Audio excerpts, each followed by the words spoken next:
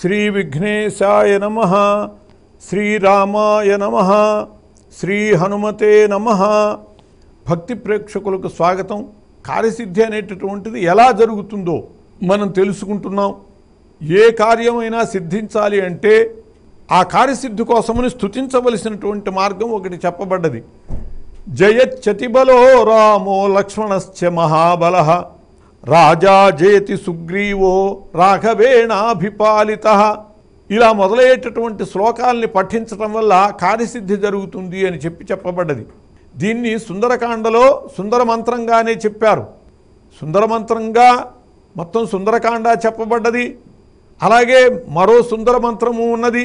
ఈ శ్లోకాలు కూడా సుందర మంత్రంగా చెప్పబడ్డాయి. అలా మంత్రంలాగా పనిచేస్తాయి ఇవి. హనుమంతుడు సీతాదేవిని చూడబోయే ముందు, అలాగే ఘనకార్యాలు చేసే ముందు కూడా ఈ శ్లోకాలు చదువుకోవటం జరుగుతుంది. అందువల్ల ఈ శ్లోకాలు చదువుతూ కనుక మనం ఏ పని చేసినా ఆ కార్యం సిద్ధిస్తుంది అని చెప్పి పెద్దలు చెప్పారు. జయచ్చతిబలో రామో లక్ష్మణశ్చ మహాబలః రాజా జయతి సుగ్రీవో రాఘవేణాభిపాలితః. జయచ్చతిబలో రామో, మహాబలవంతుడైనటువంటి రాముడు జయించుతున్నాడు.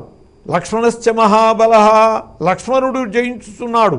రాజా జయతి సుగ్రీవో రాఘవేణాభిపాలిత, శ్రీరామచంద్రుని చేత పాలింపబడేటటువంటి సుగ్రీవుడు జయిస్తున్నాడు. వాళ్ళకి విజయం చేకూరుగాక అని చెప్పి, వాళ్ళకి విజయం చేకూరుతుంది. రామునికి జయము, లక్ష్మణునికి జయము అంటే జయము పలికి, వాళ్ళకి జయము అంటే తన ఆ కార్యం కోసమున బయలుదేరినవాడు కాబట్టి తనకి విజయమే అది. దాసోహం కోసలేంద్రస్య రామస్యాక్లిష్టకర్మణః హనుమాన్ శత్రు సైన్యానాం నిహంతా మారుతాత్మజః. దాసోహం కోసలేంద్రస్య రామస్య అక్లిష్టకర్మణః. ఏ పనైనా కూడా అసాధారణమైనటువంటి కార్యాన్ని కూడా అవలీలగా నెరవేర్చగలిగినటువంటి శ్రీరాముని యొక్క దాసుణ్ణి నేను. కోసలేంద్రుడు, కోసల నగరాధిపతి అయినటువంటి శ్రీరామచంద్రుని దాసుణ్ణి నేను. హనుమాన్, నా పేరు హనుమంతుడు.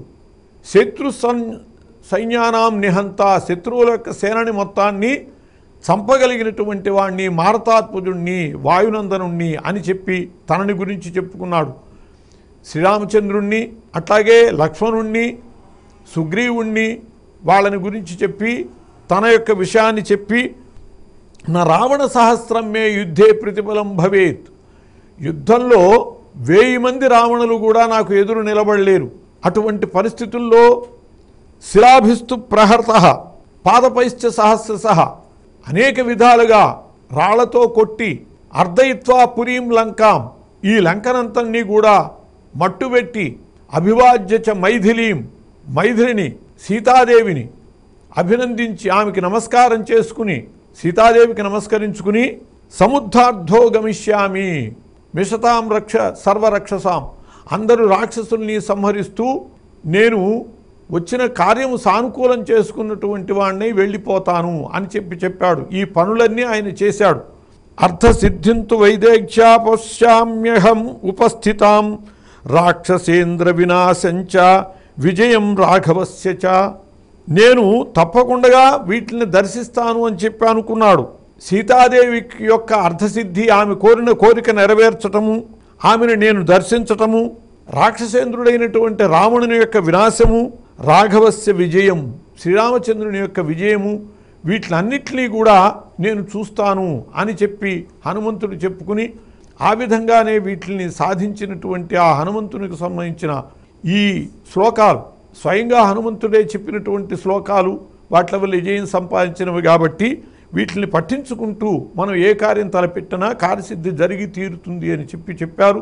ఇవి సుందరకాండలో అశోకవన ప్రవేశం ముందు హనుమంతుడు చెప్పుకున్నటువంటి శ్లోకాలు. స్వస్తి.